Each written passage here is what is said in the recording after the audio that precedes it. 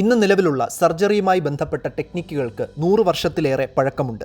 സർജറിക്ക് ശേഷം മുറിവ് തുന്നിക്കെട്ടാനായിട്ടുള്ള സർജിക്കൽ സ്യൂട്ടറുകളായി പല വസ്തുക്കളും ഉപയോഗിച്ചിട്ടുള്ളതായി ചരിത്രത്തിൽ പറയുന്നു. കുതിരയുടെ രോമം, ലിനൻ, കങ്കാരുവിന്റെ പേശിയുടെ ഭാഗങ്ങൾ, കോട്ടൺ, സിൽക്ക്, ടൻറ്റാലം എന്ന മൂലകം, സൂചി പോലെ കൂർത്ത എല്ലുകൾ, ചെടികളിൽ നിന്നെടുക്കുന്ന നാരുകൾ, ചെടികളുടെ മുള്ളുകൾ, കമ്പിളിനൂൽ, മീൻമുള്ള്, അങ്ങനെ പല വസ്തുക്കൾ.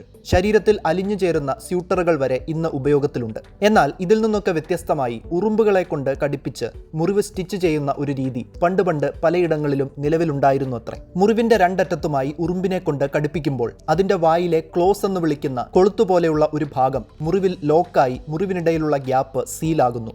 കുറേയധികം ഉറുമ്പുകളെ ഉപയോഗിച്ച് ഇങ്ങനെ മുറിവ് സീൽ ചെയ്തതിനു ശേഷം ഉറുമ്പുകളുടെ തലയ്ക്ക് താഴോട്ടുള്ള ഭാഗം കട്ട് ചെയ്ത് കളയുകയാണ് ചെയ്യുക. നീറ് അഥവാ ഓയ്ക്കോഫില്ല സ്മരാഗ്ഡിന, എസിറ്റൺ ബുർച്ചെല്ലി പോലെയുള്ള ഉറുമ്പുകൾക്ക് ഇത്തരത്തിലുള്ള അതിശക്തമായ ക്ലോസ് ഉണ്ട്.